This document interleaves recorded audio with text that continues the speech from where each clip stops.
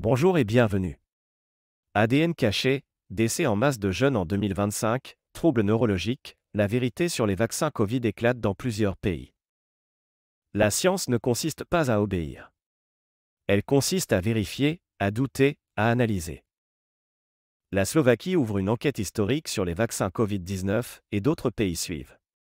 En 2025, un nouveau pic de mortalité, plus haut que celui de 2020, frappe les jeunes adultes. Le Covid est pourtant devenu bénin. Alors que se passe-t-il vraiment ?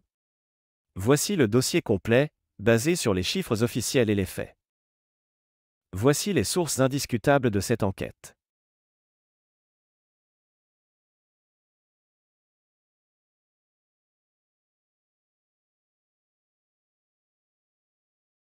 En avril 2025, Robert Fico, Premier ministre slovaque, annonce une enquête sur les vaccins Covid après une analyse indépendante menée par la microbiologiste Dr Soa Pekova.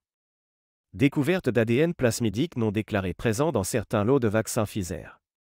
Le gouvernement suspend les contrats d'achat futurs, en attendant les résultats d'analyses complémentaires. Robert Fico déclare : les citoyens ont droit à une information transparente et complète.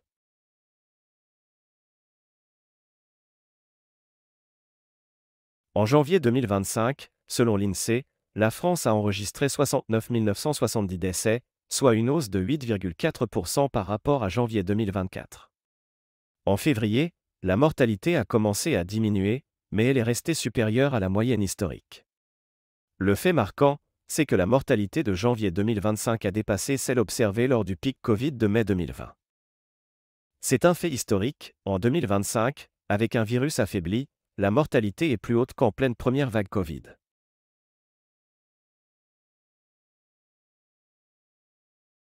On observe en janvier 2025 une hausse massive des décès chez les 20 à 59 ans, avec une augmentation de 10 à 15% dans la tranche des 30 à 49 ans. Les arrêts cardiaques, les AVC et les embolies pulmonaires sont en nette progression.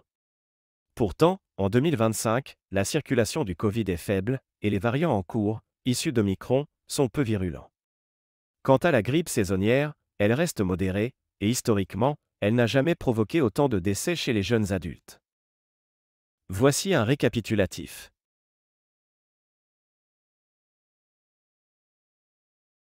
La grippe et le Covid n'expliquent pas la mortalité anormale des jeunes en 2025.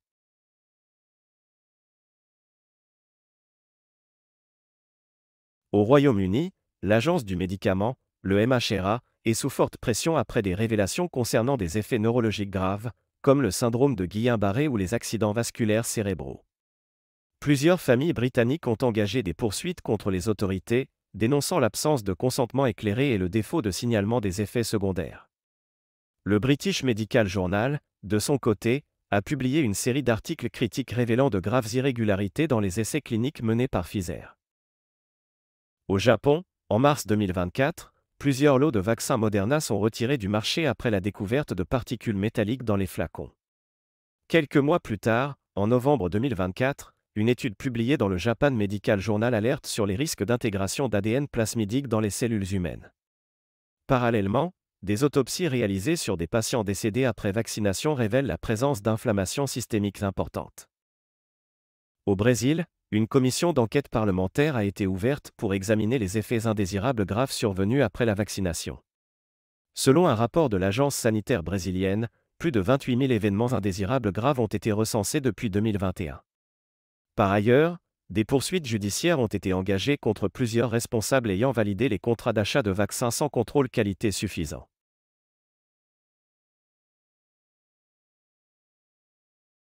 Voici un graphique, basé sur une reconstitution des tendances publiées par Euromomo, le réseau européen de surveillance de la mortalité. La courbe principale représente l'évolution du Z-score de mortalité, plus ce score est élevé, plus la surmortalité est importante. Les périodes de campagne vaccinale sont indiquées en bleu clair, pour mieux visualiser leur synchronisation éventuelle avec les hausses de mortalité. Et la ligne rouge marque un seuil critique, fixé à un Z-score de 2, au-delà duquel la surmortalité est considérée comme anormale.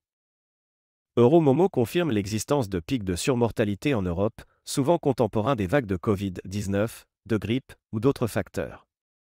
Ces pics coïncidant parfois temporellement avec des campagnes de vaccination, mais Euromomo ne se prononce pas officiellement sur un lien de causalité.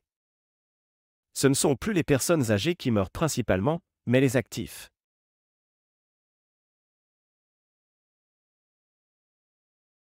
Aux États-Unis, selon les données du Centre pour le contrôle et la prévention des maladies, un enfant sur 36 est aujourd'hui diagnostiqué avec un trouble du spectre autistique, contre 1 sur 150 en l'an 2000.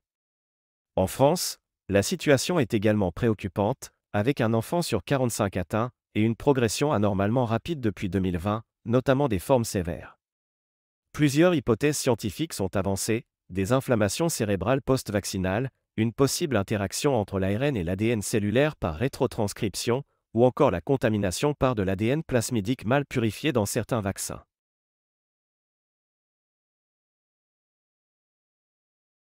Les contrats Pfizer, révélés par le Parlement européen, montrent des clauses particulièrement préoccupantes.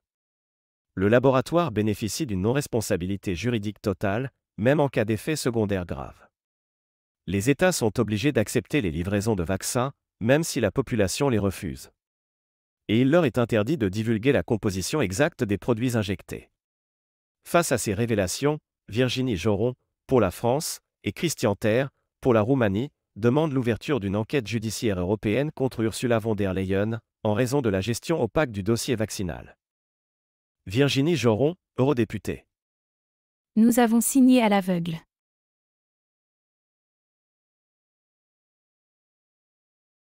Plusieurs éléments préoccupants émergent aujourd'hui. De l'ADN non déclaré a été retrouvé dans plusieurs vaccins. Une mortalité anormale est observée depuis 2021, sans explication satisfaisante. Parallèlement, on assiste à une montée fulgurante des cas de troubles du spectre autistique et d'accidents vasculaires cérébraux chez les jeunes adultes. Les contrats signés avec les laboratoires révèlent des clauses iniques, excluant toute responsabilité juridique. Face à ces constats, plusieurs pays ont désormais lancé des enquêtes officielles. La décision slovaque ne fait que valider, publiquement, ce que des milliers de scientifiques et médecins dénoncent depuis 3 ans. Il y a un avant et un après 2025. Ce que les réseaux sociaux censuraient hier est aujourd'hui analysé par des gouvernements. Les enquêtes se multiplient, les chiffres parlent, et la vérité s'impose. Une transparence totale s'impose, car les citoyens ont le droit de savoir ce qu'on leur a injecté. Les faits sont désormais indiscutables. Les vaccins Covid ont un impact sanitaire bien plus complexe que ce qui avait été initialement admis. Le temps du débat interdit est révolu, place aux enquêtes indépendantes, aux audits et à la vérité. Pendant des années, toute remise en question des vaccins Covid était synonyme de censure, d'ostracisme ou de diffamation.